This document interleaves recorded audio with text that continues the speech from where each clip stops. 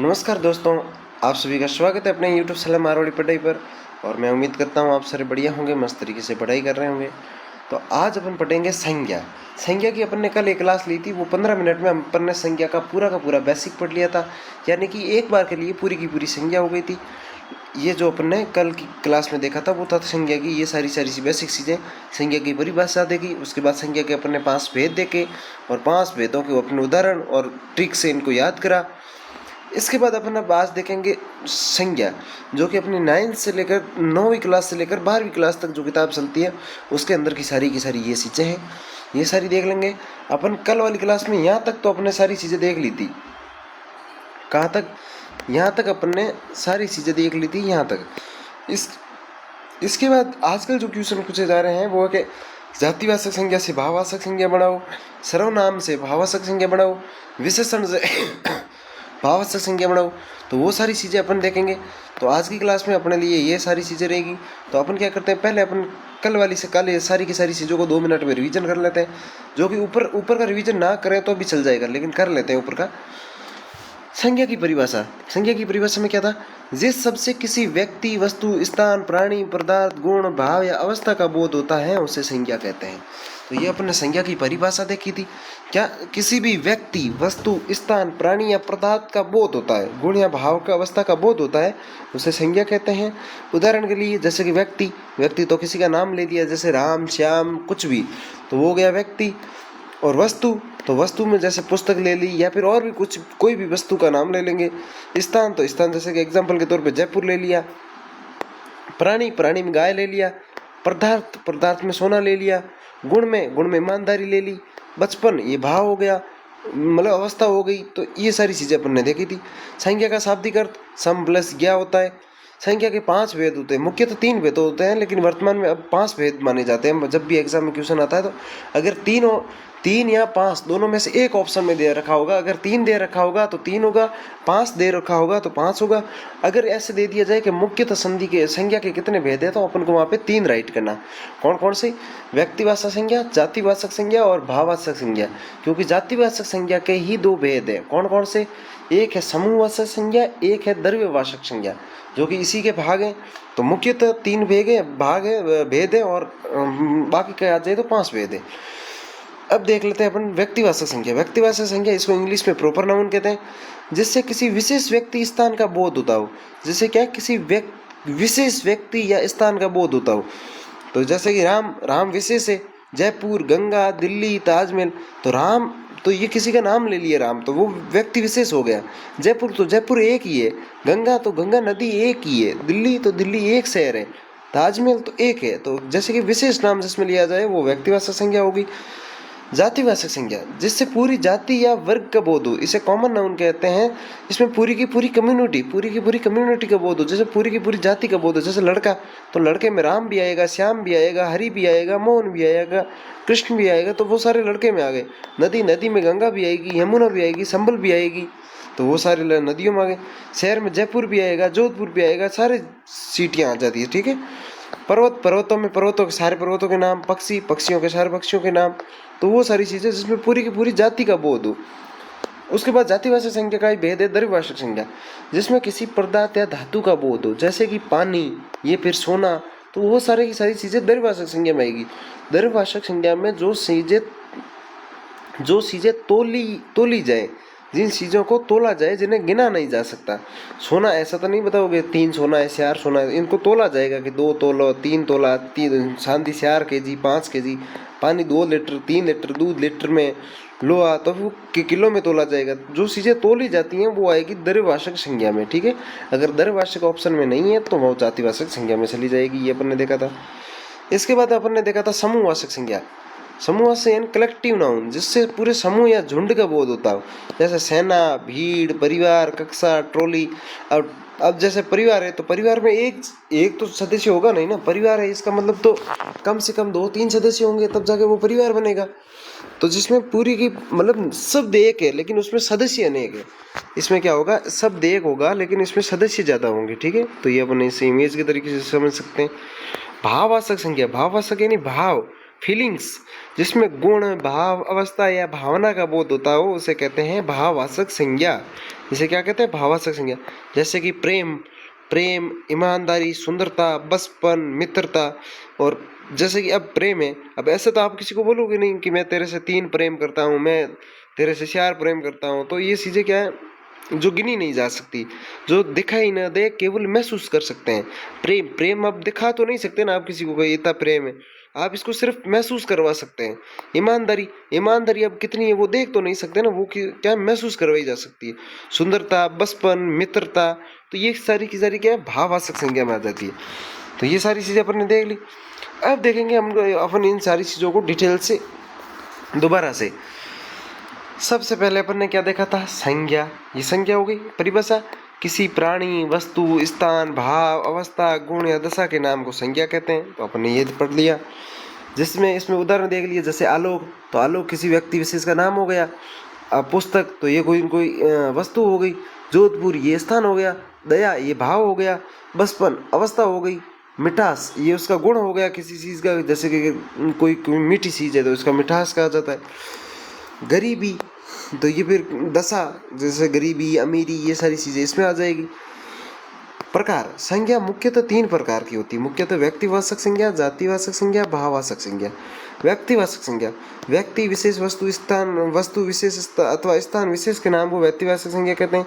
इसमें अब समझाने वाली कोई चीज़ है नहीं, जो कि अपन को ऊपर सारी की सारी जो चीज़ें समझ में आ रही है, इसको अब दोबारा समझने का कोई फायदा है नहीं। ठीक है, तो टाइम वेस्ट करना है, तो ये सारी चीज़ें आपको समझ में आ जाएगी। व्यक्ति विशेष, अभिजय, गुंजन, कविता, कामिनी, लोकेश, ये सारी चीज़ें। वस्तु में रामायण है, रीटा मशीन है, वस्तु कोई भी हो सकती, वस्तु जितनी भी वस्तु है वो गिन ली। स्थान विशेष, जयपुर है, गंगा है, ताजमहल है, हिमालय, ये कहीं न कहीं के स्थान है, तो ये इसमें आ जाएंगे। अब इसके बाद देखते हैं जातिवाचक संज्ञा। जिसे संज्ञा से किसी प्राणी, वस्तु अथवा स्थान की जाति या पूरे वर्ग का बोध होता हो, उसे जातिवाचक संज्ञा कहते हैं। जैसे प्राणी तो मनुष्य, लड़की। अब मनुष्य में बहुत सारे मनुष्य होते हैं, तो वो क्या, इनके एक चीज़ आप याद रख लेना, जातिवाचक संज्ञा के आगे जाकर और भी भाग होंगे। लड़की, तो लड़कियों में सारी लड़कियां आ जाती है। ये हो गया घोड़ा, घोड़ों में काला भी, पीला भी, सारे घोड़े आ जाते हैं। मोर, सेना, सभा, ये सारे प्राणी में आ गए। वस्तु में पुस्तक, पंखा, मशीन, दूध वगैरह। स्थान में पहाड़, नदी, ये सारी चीज़ें। यानी कि अपन को ऊपर वाली सारणी समझ में आ रखी है, तो इन सारी चीज़ों में जल्दी से एक बार रिवीजन कर लेते हैं। भाववाचक संज्ञा, किसी भाव, अवस्था, गुण अथवा दशा के नाम को भाववाचक संज्ञा कहते हैं। इसकी आप बस एक ही खासियत याद रखना कि जो चीज़ देखी नहीं जा सकती, सिर्फ जिसे महसूस किया जा सकता है, जिसे सिर्फ अपन क्या फील कर सकते हैं, वो सारी चीज़ें इसमें आ जाएगी भाववाचक संज्ञा में। इसके नाम से ही पता चल रहा है, भाव। ये हो गया।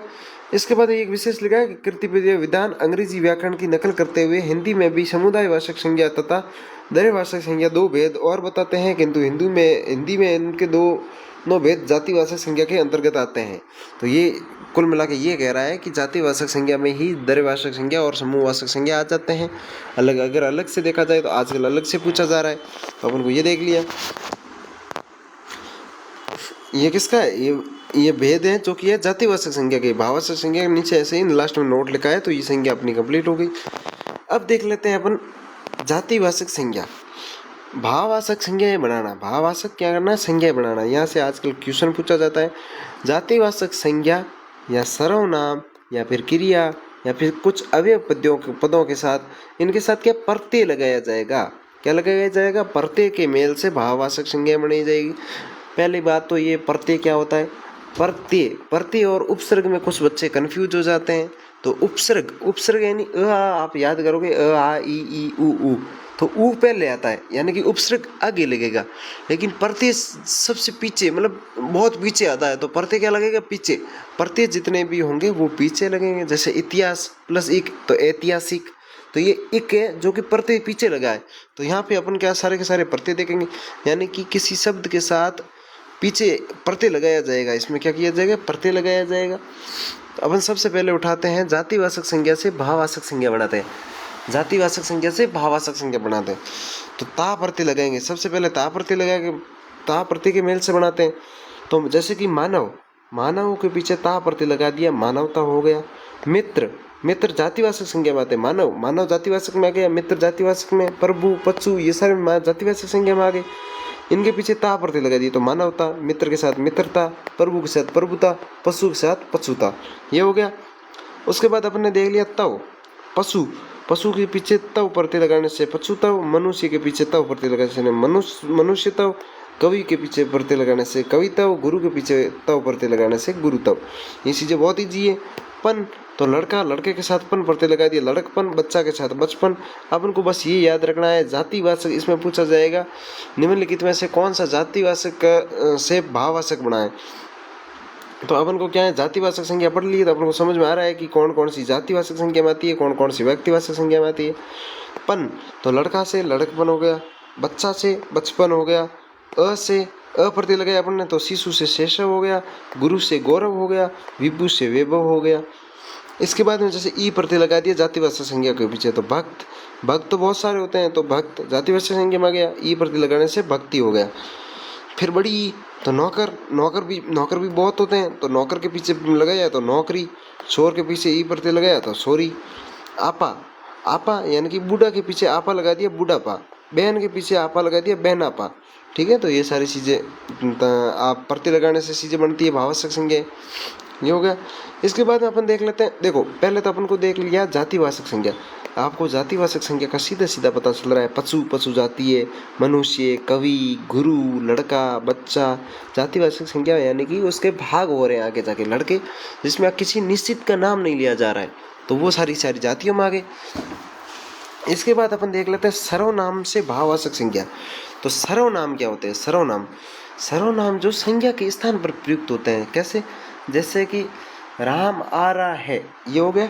इसके बाद अपन जब अगला सेंटेंस बोलेंगे तब ऐसे नहीं बोलेंगे राम आ रहा है, राम और मैं गए। तो उसके बाद राम की जगह पर अपन यूज कर लेंगे वह। राम आ रहा है, वह और मैं दोनों घूमने गए। इससे क्या है, थोड़ी सी वाक्य में शुद्धि उत्पन्न होती है। ठीक है, ये देख लिया। तो अब अपन देखेंगे सर्वनाम क्या होता है। सर्वनाम जैसे अपना, अपना, अब ये किसी का नाम तो है नहीं ना, अपना, निज, सव, अपना, पराया, अहम, सर्व, ये सारे सर्वनाम आते हैं। संज्ञा के बाद अपन सर्वनाम ही पढ़ेंगे। तो जैसे कि अपना, अपना के पीछे तव प्रत्यय लगाने से अपन तव, निज के पीछे तव प्रत्यय लगाने से निज तव, सव के पीछे सव के तव प्रत्यय लगाने से सव तव हो जाता है।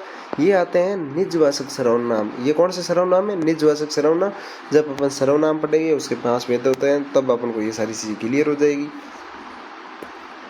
फिर कार, कार प्रत्यय लगाया आपने। कार प्रत्यय किसके पीछे? अहम, अहम के पीछे कार का प्रत्यय लगाया तो हो गया अहंकार। सव के पीछे अकार प्रत्यय लगाया तो सर्वश्रेष्ठ सव, सव, ये कार नहीं, ये सव प्रत्यय लगाया गया तो सर्व से सर्वस्व हो गया। ये देख लिया। इसके बाद अपन ने देख लिया विशेषण। विशेषण क्या होते हैं? जो संज्ञा और सर्वनाम दोनों की विशेषता बताते हैं। जैसे आई प्रत्यय लगाया अपने सांप के पीछे, सांप ये क्या विशेषण है? सांप, सांप के पीछे आई प्रत्यय लगाया सफाई। अच्छा, ये विशेषण यानी कि किसी की विशेषता बताई जा रही कि ये अच्छा है, ये साफ है, ये बुरा है, इनके पीछे आई प्रत्यय लगा दिया। सांप के पीछे आई प्रत्यय लगाने से सफाई हो गया, अच्छा के पीछे आई प्रत्यय लगाने से अच्छा ही हो गया, बुरा के पीछे आई प्रत्यय लगाने से बुरा ही हो गया। ठीक है। आस, तो खट्टा, खट्टा के पीछे आस प्रत्यय लगाने से खट्टास, मीठे के पीछे आस प्रत्यय लगाने से मिठास। ठीक है, ये गुणवाचक विशेषण में आते हैं। गुणवाचक विशेषण में गुण बताए जा रहे हैं। ता, उदार, तो उदारता, वीर, वीरता, सरल, सरलता, ये हो गया। समता भी बनता है, सम से समता। यह से मधुर से माधुर्य, सुंदर से सौंदर्य, स्वस्थ से स्वास्थ्य। इसके बाद अपने पन प्रत्यय उठाया तो पन प्रत्यय से खट्टापन, पीला से पीलापन हो गया। और तव से तव प्रत्यय लगाया, तव प्रत्यय किसके साथ? विशेषण के साथ, तो वीर से वीरता हो गया।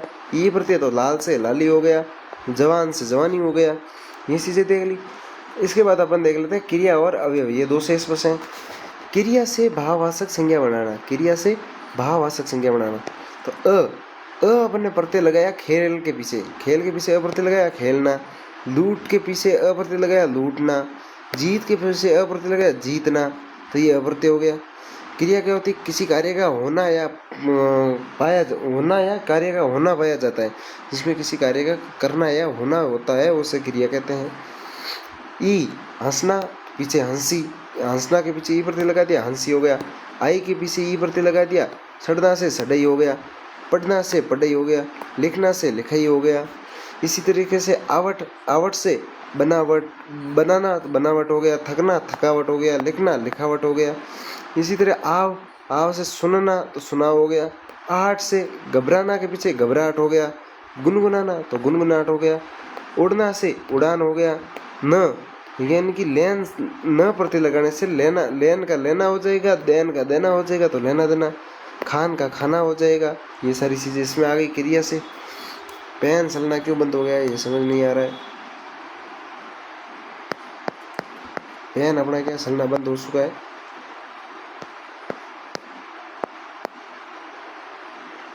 ठीक है, अपन समझते हैं, आप ध्यान रखना। अवयव से भाववाचक संज्ञा, अवयव, अवयव शब्द होते हैं, इनसे भाववाचक संज्ञा बनाने के लिए अपन जो प्रत्यय लगाते हैं, जैसे अवयव है भीतर, भीतर के पीछे ई प्रत्यय लगा दिया, भीतरी हो गया। ऊपर के पीछे ई प्रत्यय लगा दिया, ऊपरी हो गया।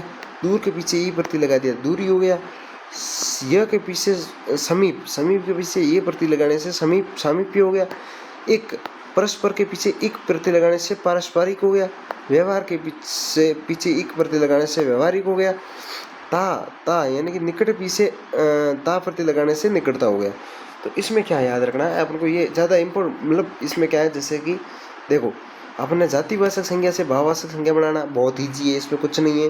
जैसे जातिवाचक शब्द है, जो भी जातिवाचक संज्ञा है, इनके पीछे कोई ना कोई प्रत्यय लगा दो तो वो भाववाचक संज्ञा बन जाएगी। जैसे कि अब मानव, मानव से मानव तो बन गया, तो मानव को तो अपन देख सकते हैं, लेकिन मानवता को देख सकते हैं क्या, कि उसके अंदर इतनी ह्यूमैनिटी है, इसके अंदर इतनी मानवता है, वो चीज़ नहीं देख सकते। मित्र, मित्र को देख सकते हैं, लेकिन मित्रता को देख सकते हैं क्या, नहीं देख सकते।